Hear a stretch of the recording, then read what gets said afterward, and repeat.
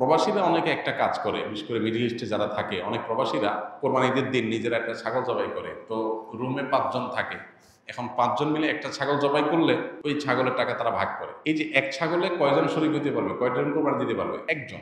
ভগ্নাংশ দেওয়া যাবে না। তাহলে একজন কোরবানি দিলে রুমের যে কোনো একজন কোরবানি দিবে, তো বাকি 4 জন তারা কি বসে বসে খাবে?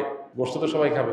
তো এই জন্য তারা 5 জন মিলে ভাগ করে টাকা দেয়। এখানে কারোরই আসলে কোরবানি হবে না, জবাই করা হবে, পশুর গোশত খাওয়া হালাল হবে, কিন্তু কোরবানি হবে না। যদি কোরবানি হতে হয় তাহলে এমন করা যেতে পারে, 5 জন মিলে টাকা দিল একজনকে, দিয়ে বললো ভাই আপনি মুরব্বী মানুষ, বড় মানুষ, বা আপনি যে কোনো কারণে আমাদের থেকে ভিন্নতর, তো এই টাকাটা আমরা সবাই তুলে আপনাকে দিলাম, কোরবানিটা আপনার তরফ থেকে আপনি দেন, সবটা একজন হলো, গোশতটা সবাই খাই। বা এই বছর আপনার তরফ থেকে হলো, পরের বছর আমরা আবার সবাই টাকা পয়সা দিলাম, ভাই আরেকজন হলো, টাকা আপনাকে দিয়ে দিলাম আপনার তরফ থেকেও, কোরবানিটা একজনের হবে। ঠিক একইভাবে গরুতে ভগ্নাংশ, এটার ভাগ এভাবে আপনার শরীক পাওয়া যাবে না, পূর্ণাঙ্গ একটা অংশের শরীক হতে হবে, তারপরে কোরবানি বিশুদ্ধ হবে।